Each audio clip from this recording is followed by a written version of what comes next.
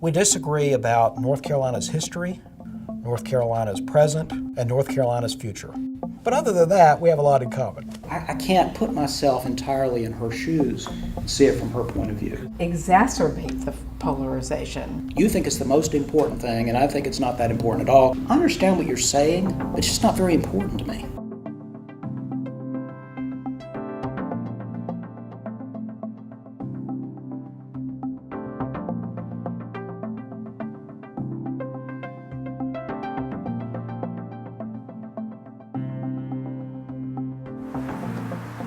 I have always been a conservative.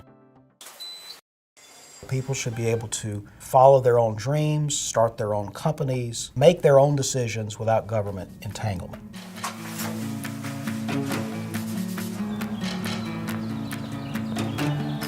If I had to label myself, I'd label myself progressive.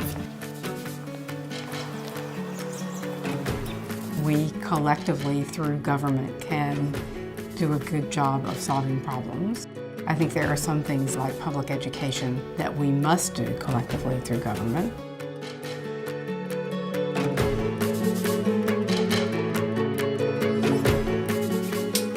Used to be Democrats and Republicans could disagree and not be so nasty about it.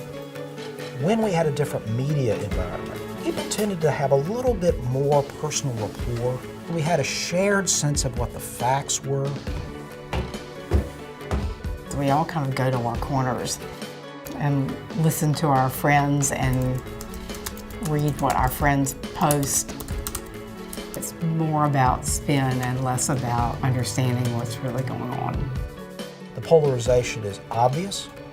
The right has cocoons that are built around Fox News, talk radio, conservative websites, conservative magazines. The left has cocoons built around MSNBC, NPR. You can live in these cocoons almost all the time now. What we lack is a regular, serious effort to break out of those cocoons. We are losing the ability to argue constructively. We want to talk about how we disagree. We want to disagree very publicly. We are not going to join hands and circle and sing songs. It was very damaging to credibility. It's certainly not about finding a compromise. It's not like negotiating where you say 100 and I say 50 and the answer is 75. You have to be able to deal constructively with people that are different from you. I have a question of how we could get people to be deeper, to listen better, and in some way accept the validity of those differences.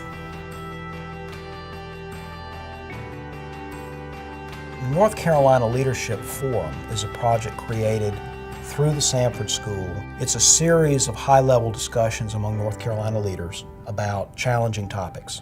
Part of the purpose of the program is to talk about the challenging topics, to learn about them, maybe come to some agreement about some of the solutions to it. But the other and really primary goal is to model civil dialogue.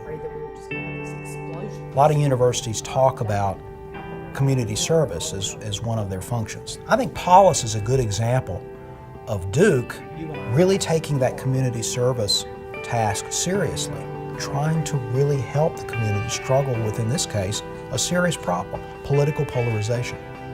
I think it is about understanding how someone got to a position that you disagree with, and therefore being able to accept it. Constructive disagreement about whether We didn't agree on this issue, but we're going to agree on that issue, and we're going to work together on it. You know, when you're lucky, you find some bit of ground that everybody can tolerate standing on together.